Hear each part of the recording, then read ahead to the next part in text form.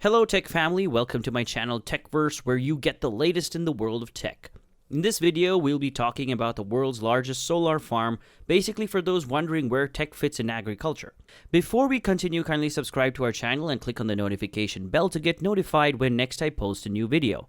Let's get to it. The solar farm's concept was first established a decade ago in India and China. In states like Gujarat, Qinghai, and Gansu, regional energy organizations selected excellent places for many solar power facilities to be built simultaneously. High-capacity grid connections were made possible by the organizers who frequently bought or provided the land. The approach has since been implemented in other Asian and Middle Eastern countries. The Bureau of Land Management in the United States took a similar approach when it established many solar energy zones, such as the one at Dry Lake in Nevada. A massive civil engineering experience is happening around 150 kilometers south of Shanghai, and it's making international ripples in more ways than one. The clean and green technology being tested in China's Hangzhou Fengling Electricity Science Technology Solar Park has the potential to provide 50% of the world's ongoing energy demands while simultaneously providing employment and nourishing food for residents. As our civilization begins to cope with the critical transition to greener energy sources, a slew of ambitious solutions have been proposed, ranging from massive offshore wind farms to massive hydroelectric power facilities.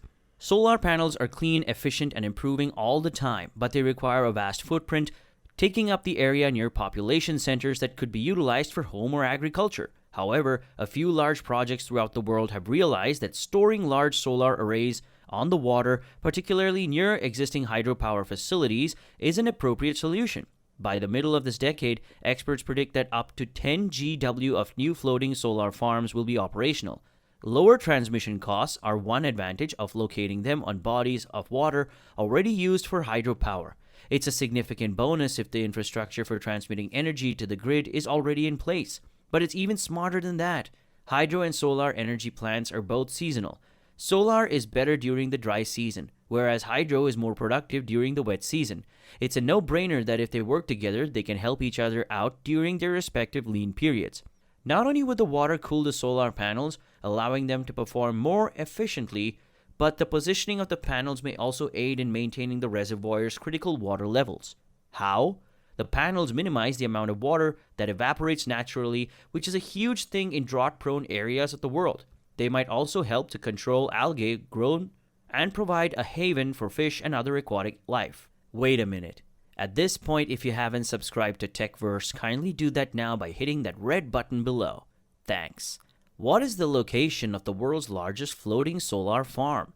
The Hangzhou Fengling Electricity Science Technology Solar Farm, which spans 300 hectares over the Shangji and Zhaojiang reservoirs in Sizi, Zhejiang Province, China, currently holds the distinction.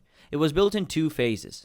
A 300 GWh part that was completed in 2017 and alone powers 100,000 homes, and a 120 MW tranche that opened a little over a year ago for roughly $100 million and incorporates some very novel technologies, not to mention the inverters, which are a kit that converts the variable direct current output of photovoltaic panels into a usable alternating current that can be routed into the electrical grid and then into your home.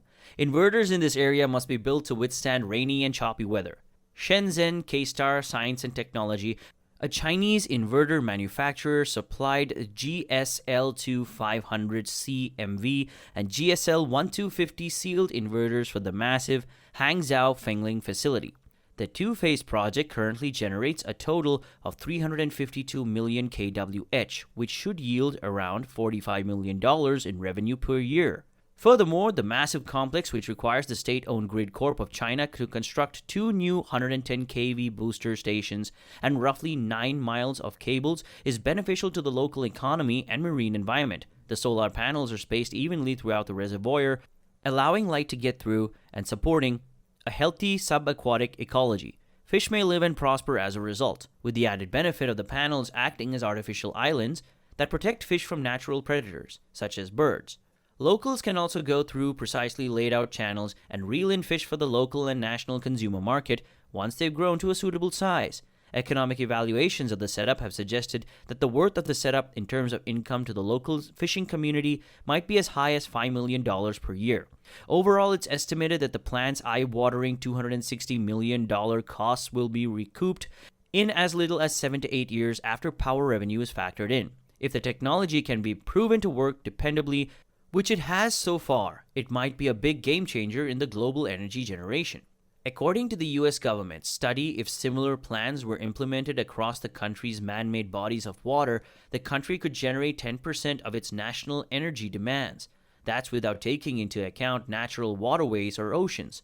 Waterborne photovoltaic or solar panels might generate up to 10,600 TWh per year globally, according to estimates. Global energy use is little over twice that at 22,300 TWh, and several projects throughout the world are attempting to capitalize on the early promising results of floating solar technology.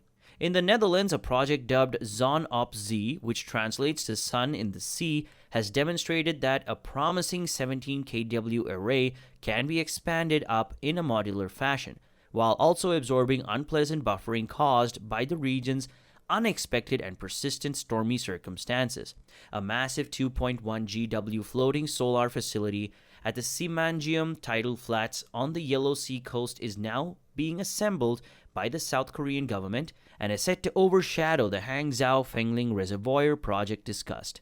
The Korean solar project, which will be many times larger than its nearest competitor, will cost more than $500 million and will be linked to a new startup cluster that is hoped to inspire the next generation of big-thinking green energy efforts.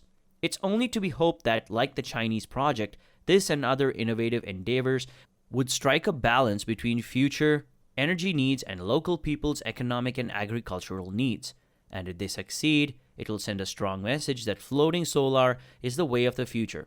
That's all for today, folks. Thank you for spending some time with us. If you found this video interesting, make sure to hit the like button and notification bell and subscribe to our channel to get access to more interesting videos from us.